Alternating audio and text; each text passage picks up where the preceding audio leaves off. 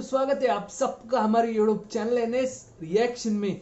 So guys, आज जिस video पे हम लोग रिएक्ट करेंगे वो वीडियो का टाइटल है life at Siachen Indian army. I mean जो हमारे जवान उधर जिस हालातों में रहते हैं उस मतलब जिंदगी से रूबरू कराने वाली ये वीडियो है हमारे लिए। तो इन शॉर्ट आप ट्रिब्यूट वीडियो भी बोल सकते हो उनके लिए।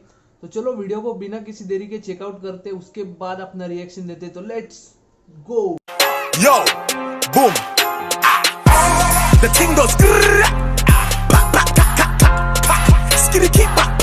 सियाचिन दुनिया का सबसे ऊंचा रण क्षेत्र, जहां अक्सर दिन में तापमान 0 से 40 डिग्री नीचे और रात में -70 डिग्री तक चला जाता है, जो दुश्मन की गोली से भी ज़्यादा खतरनाक है।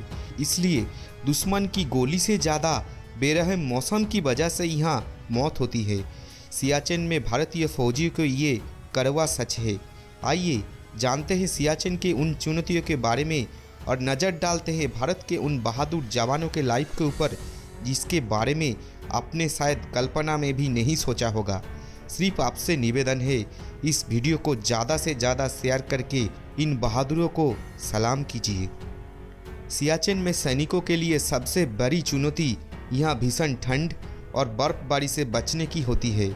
यहाँ अगर आप खुले हाथ किसी लोहे, जैसे कि उदाहरण के तौर पर राइफल के ट्रिगर को छूते हैं, तो यकीन मानिए सिर्फ 15 सेकंड में ही आपके शरीर का वो हिस्सा शून्य पड़ सकता है।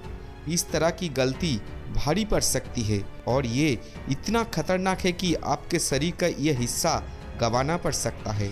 हालात मैंने मतलब एक मतलब कहीं पढ़ा था कि अगर वहाँ पर आप अगर आपका शरीर का कोई भी भाग खुला छोड़ दे कुछ सेकंड के लिए भी, तो वो जम जाता है तुरंत, और उसके बाद वो जो आपका पार्ट है बॉडी का वो काटना पड़ता है। अगर वैसा नहीं किया तो हाइपोथर्मिया की वजह से आपकी डेथ हो सकती है।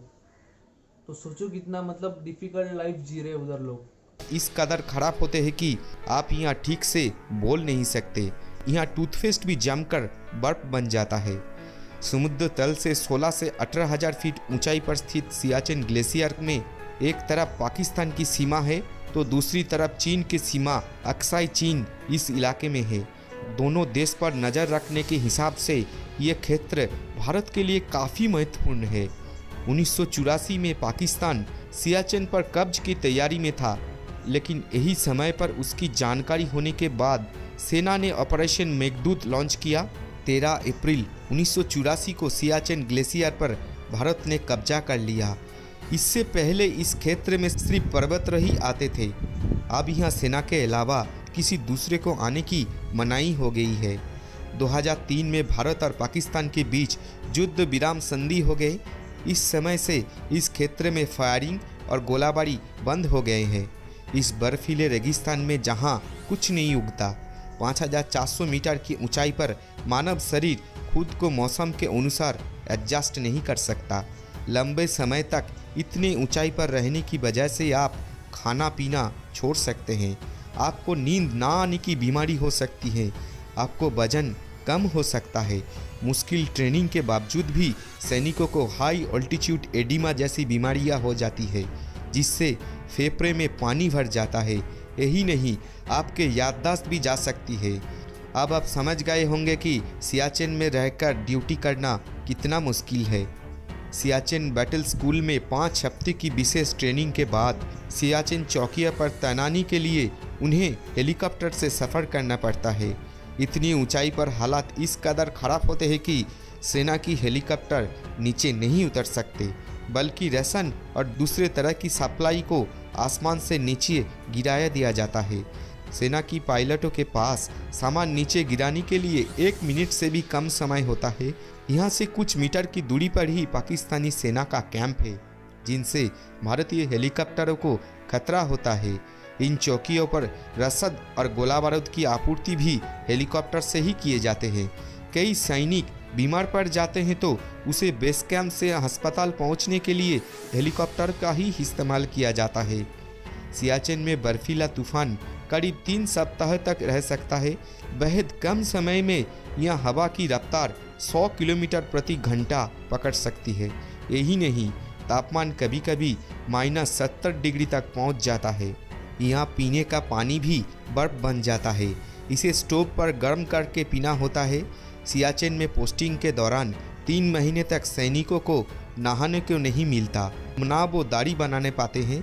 हर रात अपनी चौकी के सामने उन्हें बर्फ़ हटानी पड़ती है, क्योंकि बर्फ़ अगर नहीं हटाया जाए तो बर्फ़ के दबाव से ज़मीन फटने का खतरा होता है। एक सैनिकों को 90 दिन की पोस्टिंग के लिए 14 जोड़े थर्मल सॉक्स दिए जाते हैं। सियाचिन के लिए फौजियों के पहले ट्रेनिंग खिल्लन मार्ग के गुर्जर हट में बने हाई अल्टीट्यूड वारफेयर स्कूल से शुरू होती है। इसी स्कूल में सेना की जवानों को बर्फ़ पर रहने, पहाड़ काटकर ऊंचाई पर चढ़ने की ट्रेनिंग दिए जाते हैं। ट्रेनिंग पूरी होने के बाद सैनिकों को सियाचिन ग्लेशियर से पहले बने बेस कैंप को सियाचिन बैटल स्कूल तक लेके जाता है। दोस्तों, मेरे तरफ से भारत के इन बहादुर सैनिकों को कोटि कोटि प्रणाम। हम सभी भारतीय जन्म जन्म इसके ऋणी रहेंगे। आपसे निवेदन है, ज़्यादा से ज़्यादा शेयर करके इस वीडियो को सबसे पहुंचा दीजिए, ताकि भारत के इन बहादुरों के बारे में सबको थोड़ा जानकारियाँ मिल सके। वीडियो अच्छा लगे तो लाइक करें और वीडियो देखने के लिए चैनल को सब्सक्राइब करें। धन्यवाद।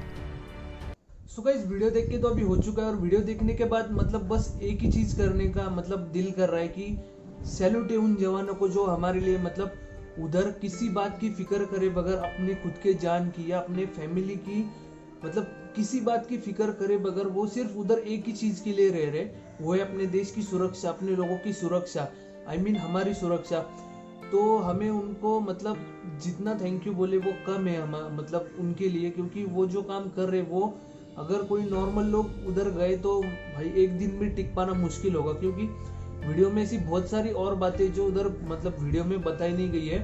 तो मतलब मैंने एक जगह पढ़ा था कि उधर मतलब ऑक्सीजन की भी इतनी कमी होती है ना कि मतलब बहुत सारे जो जवान होते हैं हमारे, उनकी उधर नींद में ही मौत हो जाती है, क्योंकि उधर ऑक्सीजन की बहुत कमी है, वो बहुत ऊंचाई पर है।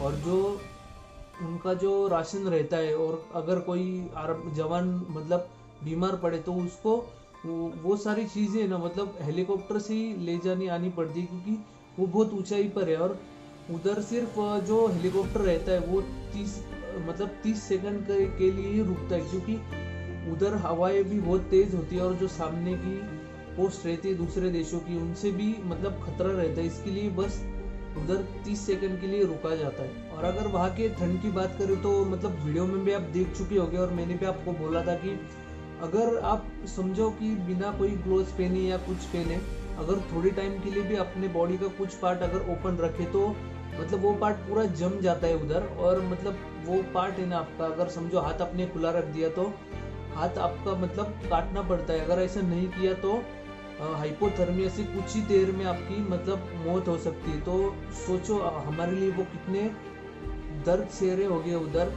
और ये सारे दर्द सहने की उनकी बस एक ही वजह है कि बस अपने देश की सुरक्षा और अपने लोगों की सुरक्षा। तो हमें सच में बहुत ज़्यादा उनकी मतलब रिस्पेक्ट करना चाहिए, उनके काम की रिस्पेक्ट मतलब सब करते और ज़्यादा करनी चाहिए। और बहुत सारा मतलब उनको जितना थैंक यू बोले हम उतना कम है उनके लिए, जो काम वो करते हैं हमारे लिए मतलब हमारी सुरक्षा के लिए। और जो हम कभी कभी अपनी ज़िंदगी को टोकते हैं मतलब मैं ये बोलना चाहता हूँ कि कभी कभी मतलब हर कोई ऐसा बोलता है कि भाई मेरी ज़िंदगी मतलब ठीक नहीं है, ऐसा नहीं है वैसा नहीं है, बहुत प्रॉब्लम्स है। तो ऐसा बोलने से पहले ना एक बार हमें उनके लाइफ के बारे में जान लेना चाहिए कि वो कितने सारे प्रॉब्लम्स को फेस करते हैं सिर्फ हमारी ज़िंदगी बचाने के लिए। तो हमें वो सब बातों का सोच के ना मतलब बोलना चाहिए हर बातें। तो बस आज के लिए इतना ही। अगर आपको ये वीडियो पसंद आई होगी तो लाइक शेयर एंड सब्सक्राइब और यूट्यूब चैनल NS रिएक्शन।